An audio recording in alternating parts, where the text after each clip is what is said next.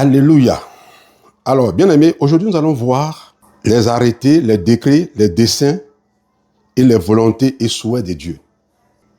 Donc, qu'est-ce qu'on appelle arrêté de Dieu, décret de Dieu, dessein de Dieu, volonté de Dieu et souhait de Dieu. Alléluia. Nous avons vu ça avec le pasteur Mohamed Sanogo lors de son émission Mieux que 1000 ailleurs de ce mercredi 21 janvier. Alors le pasteur est donc revenu sur les arrêtés, les décrets, les desseins, les volontés et souhaits de Dieu.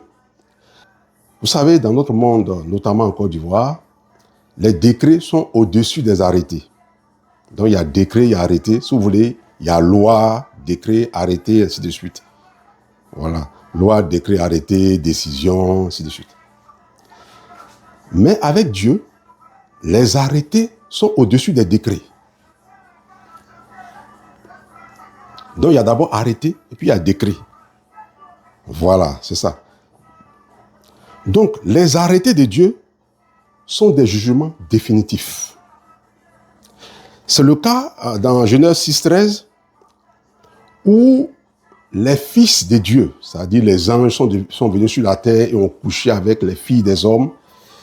Et c'était quelque chose d'abominable. C'était quelque chose d'abominable. Dans Genèse 6,13. Et quand Dieu a vu ça, il dit non, c'est pas la peine. Et il a décidé de détruire la terre. Et il a envoyé le déluge. Vous voyez? C'est une abomination. Et Dieu a envoyé le déluge. C'était un arrêté. Vous voyez? C'est ça. Il y a aussi un autre cas d'arrêté. Dans Genèse 41, 32. Lorsque Pharaon a vu le songe des vaches maigres et des vaches grasses qui annonçaient un temps de famine et un temps d'abondance. C'est un arrêté. Et Joseph, quand Pharaon l'a appelé, il a dit à Pharaon, s'il a vu le songe 2 fois, c'est que la chose est arrêtée. Et effectivement, la chose est arrêtée. Et il y a eu effectivement 7 ans d'abondance et 7 ans de famine. Mais quand les arrêtés interviennent, Dieu ne veut pas qu'on laisse les arrêtés s'écouler comme ça parce que c'est arrêté, parce que c'est un jugement définitif. Dieu veut quand même qu'on intervienne en priant pour qu'on puisse gérer cet arrêté-là. C'est-à-dire tirer profit, tirer des bénéfices. Arriver, voyez, à rendre cet arrêté moins difficile. Et c'est ce que Dieu a inspiré à Joseph. Pour que pendant les 7 années d'abondance, il puisse constituer des réserves pour pouvoir gérer la période de famine. C'est cela. Et la période de famine a été gérée. C'était difficile, mais ça a été quand même géré.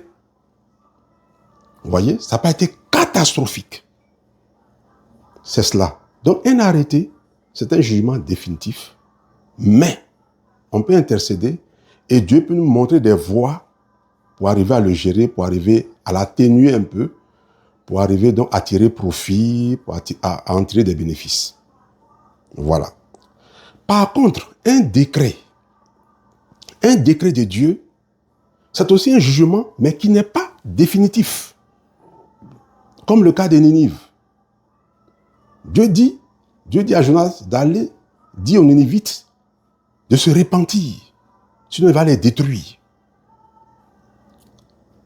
Et quand Jonas allait leur parler du Seigneur, leur parler de ce jugement de Dieu sur eux, qu'il allait les détruire, les Ninivites se sont repentis. Et Dieu a laissé tomber le jugement. Voyez, Dieu a dit qu'il allait détruire Ninive, mais ils se sont repentis. Donc Dieu a laissé tomber le jugement. Il ne les a plus détruits.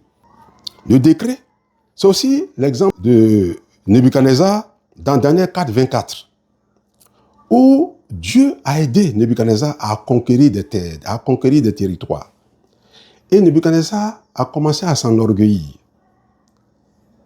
Et Dieu est venu une fois lui dire que fais attention parce que c'est moi qui t'ai accordé tous ces territoires. Il a recommencé encore à s'enorgueillir. Et Dieu lui a fait voir un songe. Dans ce songe-là, Dieu avait décidé de le juger. Mais, quand Daniel est venu et qu'il lui a expliqué le songe, il a dit, voici l'explication au roi. Le décret du Très-Haut qui s'accomplira sur mon Seigneur le roi. Voyez, il dit, voici l'explication. Et il lui a donné l'explication. Ça, c'est au verset 24. Mais au verset 27, Daniel va dire, c'est pourquoi, ô roi, puisse mon conseil te plaire, mets un terme à tes péchés en pratiquant la justice et à tes iniquités en usant de compassion envers les malheureux. Et ton bonheur pourra se prolonger. Donc Dieu avait décidé de le détruire, mais s'il se repentait, alors Dieu laissait tomber le jugement.